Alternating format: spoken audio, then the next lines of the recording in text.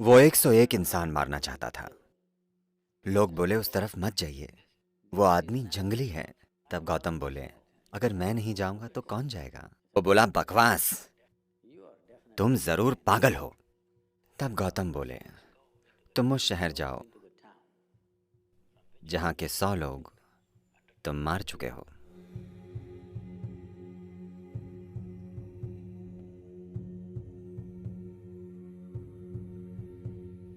तो एक आदमी था, उसका असली नाम हम भूल चुके हैं। लोगों ने उसे अंगुलीमाल नाम दिया था।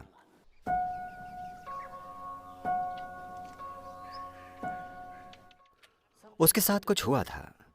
उसे लगा समाज उसके साथ अन्याय कर रहा है, तो वो क्रोधी बन गया। जब आप युवा होते हैं तब लगता है कि आपके साथ सब गलत हो रहे हैं। तो वो समाज से बहुत नाराज हो गया और उसने एक शपथ ली। वो शहर जहां उसके साथ अन्याय हुआ था, वहां के 101 लोगों को मारने की शपथ, कि वो 101 लोगों को मारेगा और उनका एक अंगूठा काटकर अपने गले में माला की तरह पहनेगा, उंगलियों या अंगूठों की माला। तो वो ऐसा करने लगा और लोग वहां जाने से डरने लगे। वो रहता तो जंगल में था, पर और भी कई जगहों तक पहुंचने का वही रास्ता था। लोग मारे गए। कुछ सालों में उसने 100 लोग मार डाले अपनी वासना मिटाने के लिए, और वो एक और मारना चाहता था। तो एक दिन गौतम बुद्ध उस नगर में गए। तब तक वो उंगलियों की एक माला पहन चुका था। लोग उसे अंगुली माल कहते थे, यानी जो उंगलियों की माला पहनता था। अपनी शपथ पूरी करने के लिए उसे बस एक और उंगली चाहिए थी।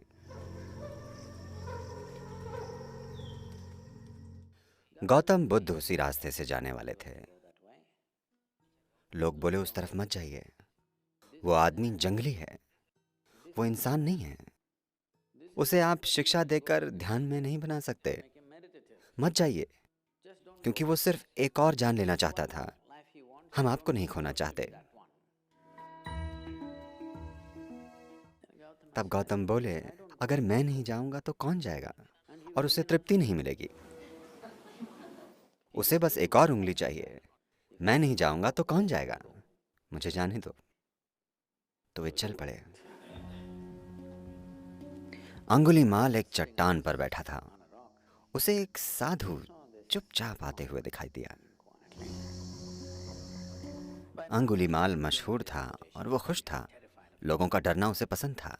उसका नाम सुनते ही लोग कांपते थे। उसे मजा आने लगा था। तो वो चट्टान पर बैठे बैठे ऊंची आवाज में बोला, मैं यहां बैठा हूं और यही तुम्हारा अंत है। गौतम उसकी ओर देखकर चेहरे पर मुस्कान लिए चुपचाप चलते रहे। उसे बुरा लगा।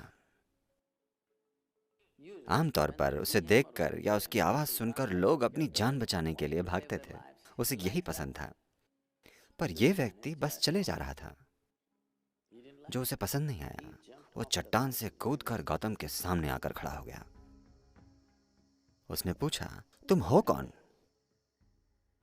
और क्या तुम जानते हो मैं कौन हूं? उसने अपनी माला की उंगलियां दिखाईं। ओह,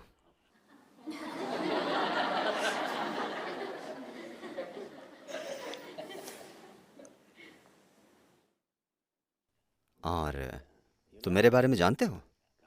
गौतम बोले, मैंने आपके बारे में बहुत कुछ सुना है, तो क्या करें? वे चलते रहे। तुम जा कहां रहे हो? मैं बात कर रहा हूं और तुम चले जा रहे हो। गौतम बोले, मैंने बहुत पहले ही जाना बंद कर दिया था। मेरी कहीं जाने की कोशिश बहुत पहले ही बंद हो चुकी है। मैं पहुंच चुका हूं। लेकिन आप कहीं जाने की कोशिश कर रहे हैं। तब अंगुलीमाल हंस पड़ा। वो बोला, बकवास, तुम जरूर एक पागल आदमी हो। मैं यहीं खड़ा हूं और तुम कहते हो मैं जा रहा हूं। तुम जा रहे हो और कहते हो रुक चुके हो। तुम्हें हुआ क्या है? गौतम बोले, नहीं नहीं, मैं बहुत पहले ही पहुंच चुका हूँ, मैं कहीं नहीं जा रहा, लेकिन आप कहीं जाने की कोशिश कर रहे हैं। लेकिन आपको तरीका नहीं पता। आपको मेरी उंगली चाहिए या मेरी गर्दन? मेरे सिर को पेंडेंट बनाकर लटका लीजिए। उंगलियां तो हैं ही, अब मेरा सिर लटका लीजिए, ये हार में अच्छा पेंडेंट होगा। क्योंकि मुझे मंजिल मिल गई है। अब मेरे शरीर से यहाँ होने से कोई फ़र्क नहीं पड़ता, आप जो चाहें कर सकते हैं। देखिए, हत्या करने में मज़ा तभी आता है जब कोई डर जाए और मरना न चाहे। जब कोई मरना चाहे, उसे परवाह ना हो, तो उसे मारने का क्या फ़ायदा? और ऐसा लग रहा था कि उसे मारकर भी 101 लोगों की मारने की वासना पूरी नहीं होगी, क्योंकि इसे मारकर खुशी नहीं मिलेगी। फिर वो बोला, मुझे बताओ ये क्या है? तुम चल रहे हो पर कहते हो रुक चुके हो। मैं खड़ा हूं और तुम कहते हो मैं चल रहा हूं। आप अपने तरीके से तृप्ति खोज रहे हैं। 101। I'm fulfilled. That's the big difference.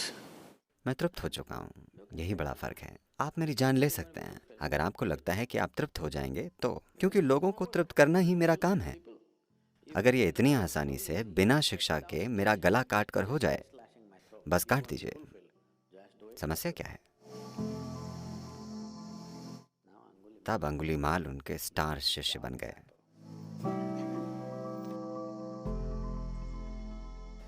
फिर गौतम बोले, आप उस शहर में जाओ जहां के 100 लोग आप मार चुके हो।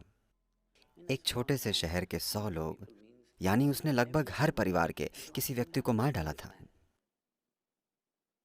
तो गौतम ने उसे साधु बना दिया। गौतम के साधुओं को भिक्खु कहते थे। भिक्खु यानी भिखारी। तो उन्होंने उसे पीले कपड़े और एक भीख का कटोरा दिया। वे बोले, जाओ शहर में भोजन ढूंढो। तो अंगुलीमाल शहर में गया एक साधु के रूप में। लोग उसे देखकर डर गए। वे नहीं जानते थे कि वो यहाँ क्यों आया है। वे सब जाकर अपनी छतों पर खड़े हो गए क्योंकि वे उससे डर रहे थे। फिर जब उन्होंने देखा कि वो बदल गया है और अब भयंकर आदमी नहीं रहा, तो वे पत्थर फेंकने लगे, क्योंकि हर परिवार के लोगों को उसने मारा था। तो वो चलता रहा, उसे पत्थर लगते रहे और खून बहता रहा। जब पत्थरबाजी कुछ ज्यादा हो गई, तब गौतम आए और लोगों को रुकने के लिए कहा और बोले, ये वो आदमी नहीं है, ये आदमी मेरा हिस्सा है। तुम मुझ पर पत्थर फेंक रहे हो, रुक जाओ। इसे मारने का कोई मतलब नहीं है, क्योंकि इसे बहुत मुश्किल तरीके से एहसास हुआ है। अब इसे मारकर बर्बाद मत कीजिए। तब अंगुलीमाल, जैसे कि मैंने कहा, एक स्टार शिष्य बन गए और पूरे देश में बुद्ध के जीने के तरीके और उनका ज्ञान फैलाने लगे। तो इससे कोई फर्क नहीं पड़ता कि आप कैसी तृप्ति चाहते हैं। आपको लगा था कि शिक्षा से तृप्ति मिलेगी। जैसे ही आप शिक्षित हुए, आपको लगा आप मूर्ख हैं, नौकरी ना हो तो शिक्षा का क्या फ़ायदा। आपको नौकरी मिली, आप बहुत खुश हुए। फिर कुछ समय बाद आपको लगा आप मूर्ख हैं, इस पैसे का मैं क्या करूँगा अगर मुझे मेरे सपनों की स्त्री या पुरुष न मिले। तो वो भी हुआ। कुछ समय बाद आपको लगा आप मूर्ख हैं। ये चलता रहता है। The desire is simply to expand. That's your desire. इच्छा यानी विस्तार की चाहत, यही आपकी इच्छा है। अगर आप विस्तार करने के भौतिक तरीके चुनेंगे, तो आप यहाँ तक या यहाँ तक या यहाँ तक जा सकते हैं, पर इच्छा बनी रहेगी। अगर मैं आपको धरती का राजा बना दूं, तो आप दूसरे ग्रहों को देखेंगे। अगर मैं आपको सौर मंडल दे दूं, तो आप आकाश गंगाएं देखेंगे। एक आकाश गंगा मिले तो आप दूसरी आकाश गंगाओं को देखेंगे। आप ये या वो नहीं चाहते, आप विस्तार चाहते हैं। अगर आप इसे होशपूर्वक खोजेंगे तो आप योग बन जाएंगे।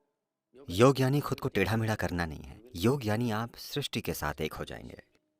अगर आप ऐसा अचेतनता में करते हैं तो ये मजबूर करने वाली इच्छा बन जाती है।